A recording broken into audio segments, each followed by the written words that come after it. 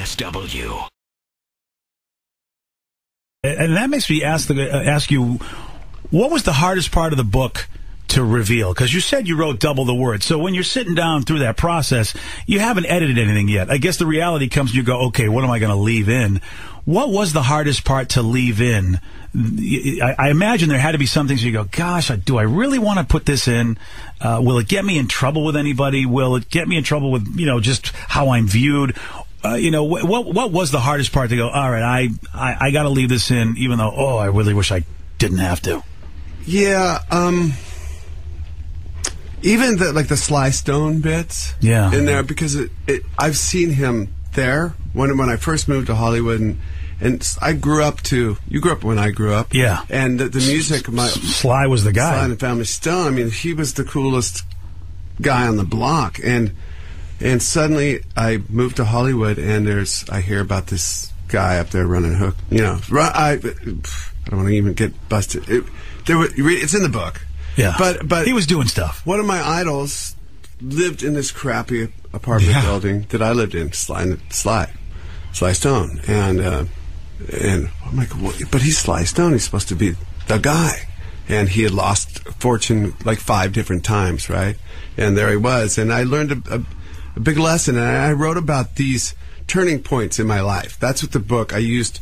I didn't write about anything I don't remember about. That would be impossible for me to do. Now, this was when you first got there, before Guns N' Roses had hit, right? Of course, yeah. I first moved there. So let me ask you this, just because it's quite a reflection moment, because, of course, Sly was an iconic, amazing figure in music, as are you.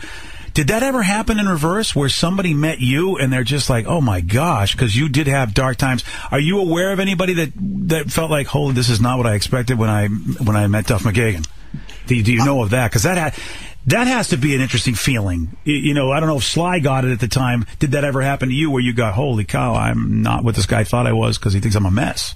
Well, fortunately for me, I never fell like that financially. I never went all the way back down to living in a squalor sort of apartment building. But after I got sober, there were some people that came up to me and said, even when your band was playing the Kingdom and I saw you there and you couldn't even form a sentence, I felt awful for you, and I was glad I wasn't you.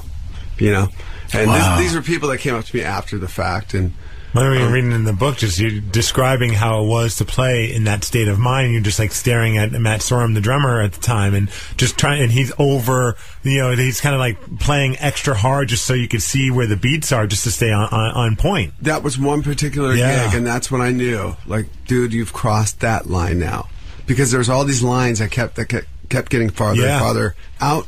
Well, I haven't gone across that line yet. Right. And the last line for me, because I was always the guy I am now. I'm a guy who follows through, and I'm there, and I'm a man of my word. But the one thing I thought I'll never let happen is be too effed up on stage. And there was one night in Mexico City, we were playing to 100,000 people, and I couldn't play. All of a sudden, I realized I couldn't play, and I was Matt's bass drum, and it was the only thing. I just kind of wrapped myself around his bass drum, like, okay, just stay with this, get to this gig.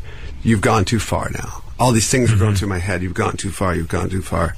Pull it back. And anyhow, so it's all in the book, and I'm proud of it. It's freaky having a book out with. I did a book signing last night at University Bookstore, and some people came up. Where did you have the water skiing accident? Where on your arm did the rope go around? And oh, right, that's right. Because you told that story. Yeah, it is. There is an intimacy that's shared that gives you even more exposure, and also I think a lot of people feel more connected because of the fact people can go, wow, I had stuff happen in my life similar. Yeah. I thought I was the only one that had to go through this stuff. That's the deal. My story is just a human story, and people I've connected. I've noticed that with the book. They've really.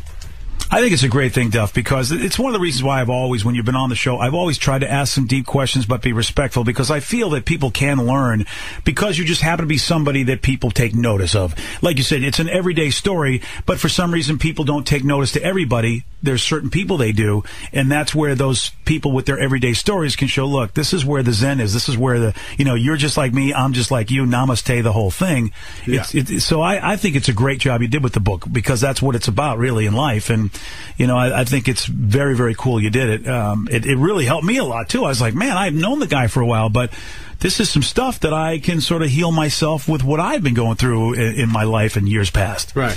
Duff, it's awesome because I've watched some videos. I especially, when I read one part of the book where you talked about you were going to do your own tour for your first album after a kind of a blitzkrieg of a tour with Guns N' Roses. Yeah. I went back because I remembered a particular interview you did for that tour. It's on YouTube.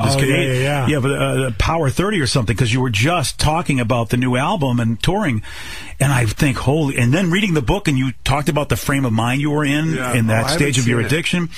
And if you do maybe Steve can get you the link, but I thought, I wonder if Duff has seen this to wonder where, if he remembers the interview, what he thinks of his state of mind then, because you talked about it in the book. Then I got to see you in action right at that time of your life when this interview happened.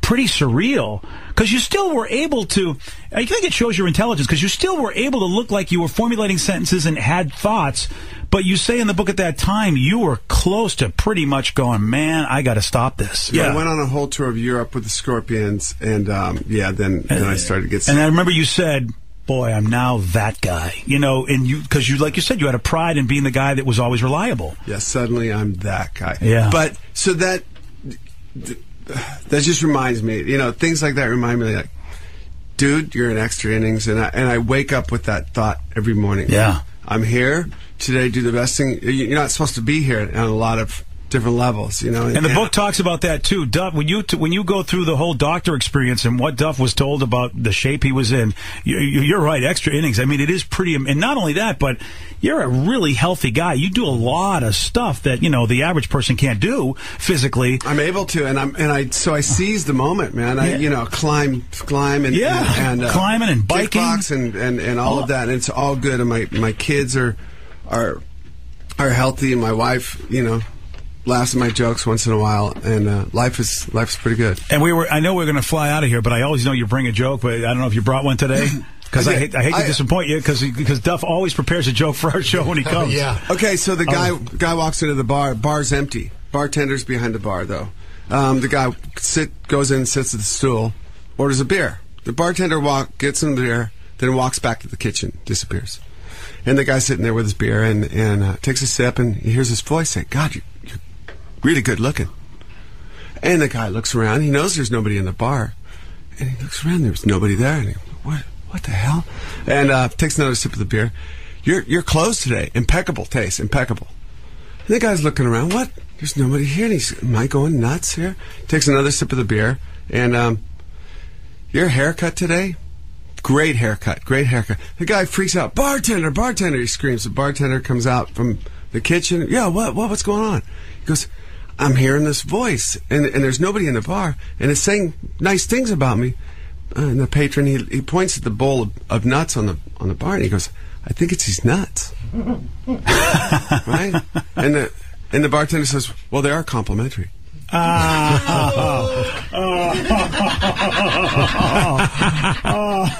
Oh, man. Hey, Duff, I wanted to ask you something because about a week or two ago, we were talking about how there was rumors that Madonna might be doing the Super Bowl show, the halftime show, right? And so we did a topic of who would you rather see at the halftime show, and the majority of the people who texted in it was Guns N' Roses, and we thought, well, wouldn't that have been the most amazing thing to have the original members back up there? Do you ever think about doing something like that, or would if that opportunity ever came up, would you do it? I never say never to anything. That rumor came up last year, I think, after Black Eyed Peas did it. Yeah. All of a sudden, it was everywhere. Guns N' Roses, the original band's going to do it next year. Like, where do these rumors come from? And of course, they all come to hey, dude, so you're going to play the Super Bowl? What?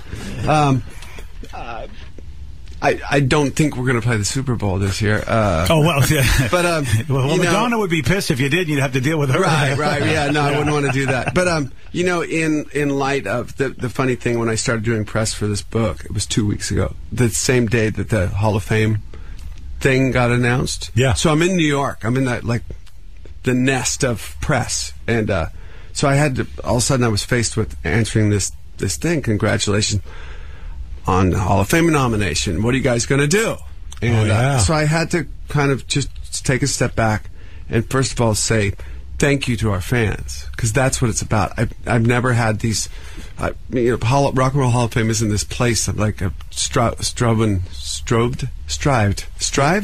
You're asking the wrong guy. I know. You know, if we spoke Spanish, it would be so much easier. Their language is so easier to figure out than English. But this, now it's here. The can of worms is open, and you know, if and when if we get nominated, or we've been nominated, if we get inducted, I just hope that for our fans' sake and that we are able to handle it with some sort of grace. That would be cool. Respect. And well, let me bring this up then, because there's always impediments to everything, and I think your book, and I think the many different ways you get together. I know when you spoke on air about you had a nice meeting with Axl when you were in England one time. You both didn't know you were there at the hotel. We have been following Steven Adler just because he's been on the television with the Celebrity Rehab. And on the last episode, which was an update, they usually do an update of how everybody's doing, it didn't look like it was really going well for Steven again. And that's the thing I look at, and I wonder, how tough is it? Because you know the path. You know what you've had to do. What is a guy like you who's played with... And Steven seems like such a nice man when he's not in his situation. We've had him on, just a delightful guy.